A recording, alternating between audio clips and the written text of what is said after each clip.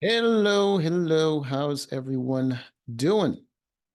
So let's see right here. It says here, the American Society of Magical Negroes filmmaker Kobe Libby isn't surprised about sparking internet controversy. I understand being deeply suspicious of what? It's a dumb title for a movie. Okay. Kobe Libby knew the American Society of Magical Negroes would be controversial. After all, the film is a critique of the magical Negro, the cinematic trope where black characters are constructed to support white protagonists without internal lives of their own. That is not true. The term magical Negro was actually a critique of a trope that people have seen before. So you're critiquing a critique. All right. And those characters didn't exist in order to uh, support the white characters without anything of their own. It just so happened that those are just small parts. It's a small part, and it doesn't really matter who plays it. But the trope even got started because there wasn't that many other black characters in other movies to offset it, so it doesn't look like they're doing it intentionally. And the only reason it was even started in the first place was because I can see from the filmmaker's perspective, they want somebody in that role that most people wouldn't find that people would assume something maybe negative about, or they wouldn't expect so much from them, so that when they do give you wisdom and they do aid you, it would be surprising. That is the essence of it. That's why most of those characters are either janitors or someone that's just like gardeners, or someone that you wouldn't expect to be wise beyond their age to be in that certain occupation. And it just so it just works even better, especially back in those days where a lot of white people didn't have a lot of black friends, so it added to the character for them to be black. It wasn't a racist thing to create that character, and those characters, it wasn't that they didn't have life of their own. It's just that it's a small part, and the mystery doesn't work. The mystery and the wisdom of the character doesn't work if you know his life story. It takes away from what the role that he plays in the movie.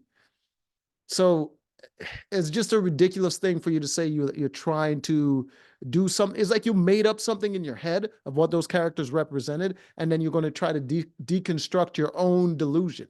It's just not what it is. It's not a racist thing at all.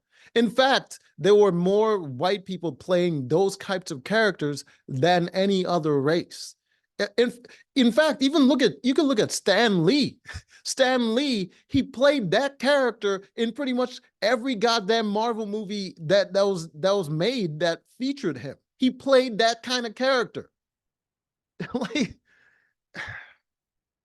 Libby grew up in Gary, Indiana, in the '90s during the run of those movies. Some of them were seared in his brain. He tells Variety, remembering the time when the Legend of Bagger Vance and the Green Mile were lauded by critics and audiences alike, even though they reinforce those tropes. Of course, you're going to use those two movies. Just guess what? There's not that many other movies that use those tropes.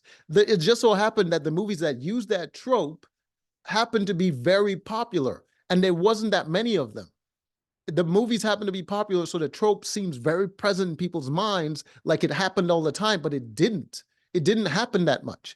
Those movies were effective, and those characters were effective and memorable because of the way they were utilized, not in spite of it, not because it was some sort of racial motivated thing. The character worked the way it did because of the way the character was utilized. So it was a good job. Those people did a good job in presenting the character and having the character serve the purpose that they did.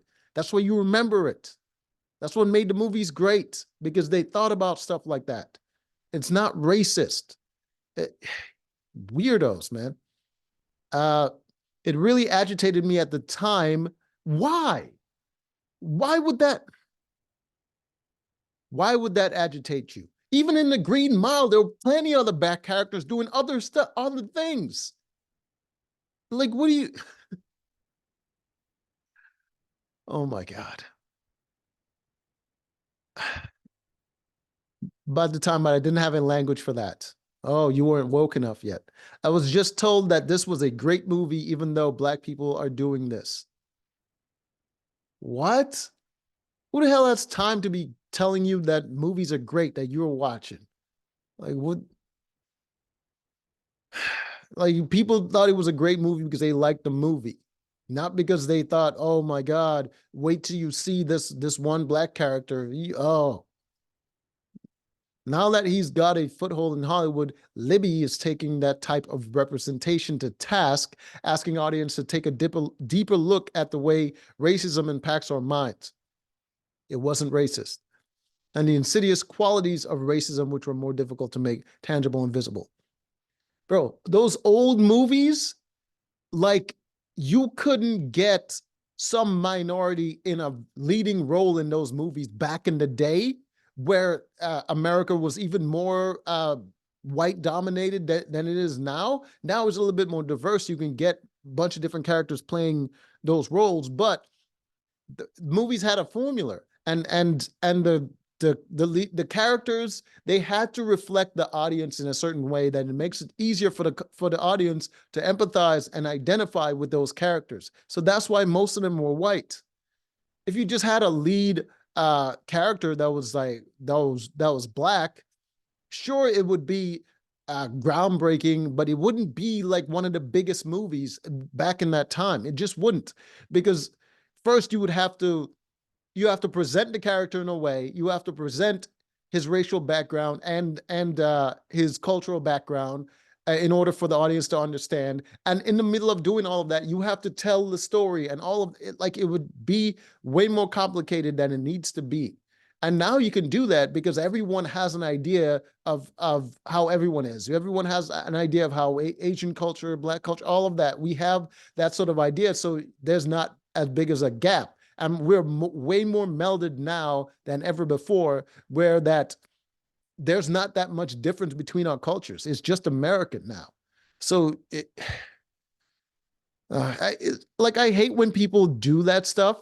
The feminists, the racists, freaking people that just they don't see the problem that they want to call out in the present. So they mine all of that controversy from the past and say, oh, look at that time. Look at how this was happening. Guess what? This is happening now. Where are your examples for now?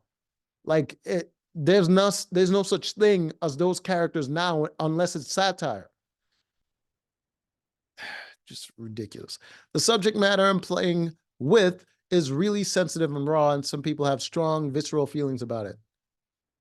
You made that up in your mind because you met a bunch of weirdos that have some sort of feelings about something, or you presented it in a way where those people, they had to agree with you in order to even entertain what the hell you're talking about. If you're like, oh, those freaking magical Negroes in the movies, and like, and people like, oh, and I'm betting it's a bunch of white women, and they're like, oh my God, oh, that was terrible. I can't believe we used to do that. Oh my God. And they just feed into your delusion. I think it means that we're pointed in the right direction in terms of what we should be talking about. I'm genuinely excited for people to bring that same passion and political conviction into what I think is the most sophisticated and intricate, nuanced conversation that the full film is. There's no sophistication and intricate or nuance when you call a movie the Society for Magical Negroes, and you have this very obvious on the nose racial commentary. Like that's asinine filmmaking, and that is why you shouldn't be a filmmaker, because those people back in the day that you're criticizing, they actually understood subtlety and actually how to make a metaphor instead of just something so obvious and beating people over the head because you can't write. It's bad storytelling. What you started a conversation about how bad of a storyteller and and a filmmaker you are, rather than what you're trying to do. It just, when Libby sits down for our interview in January, he's buzzing with energy and is a mix of excitement and anxiety about the world premiere of the film. World premiere in competition at the Sundance Film Festival. It's Libby's future directorial debut, but as a veteran writer, actor, and comedian, he doesn't feel much like a newcomer. Then there's the fact that the film already has distribution from Focus Features, which will release the film on March 15th. So he's not like other filmmakers chasing a distributor. And the picture has been locked since late summer, so he's not worried about racing against the clock. Okay, I get it. I just like Variety just keep doing interviews with these goddamn failed filmmakers and actors, and it's just embarrassing how these people just go and they try to rewrite the narrative to fit their own goddamn worldview, when in reality people are criticizing you for like actual what is actually presented to them rather than what you wanted to present to them, and you call them a name based on what you wanted to present and because they rejected it. Like it's just ridiculous. Uh, yeah, I'm not reading the rest of this. It just, anyways, I just, the moment I saw like the previews and the whole thing about this movie, I was just like, why? Why does this even exist? Like so many other people have done a joke about this, but to do a full movie, bro, like a full movie, like if this was an SNL sketch, it wouldn't even last that long. It wouldn't even last more than a freaking, it would probably get a laugh for maybe 2 minutes at most. I'll give it a 2 minutes most laugh off of that. But a whole movie, how are you going to make that interesting? It's just not going to work. Anyways, until next time.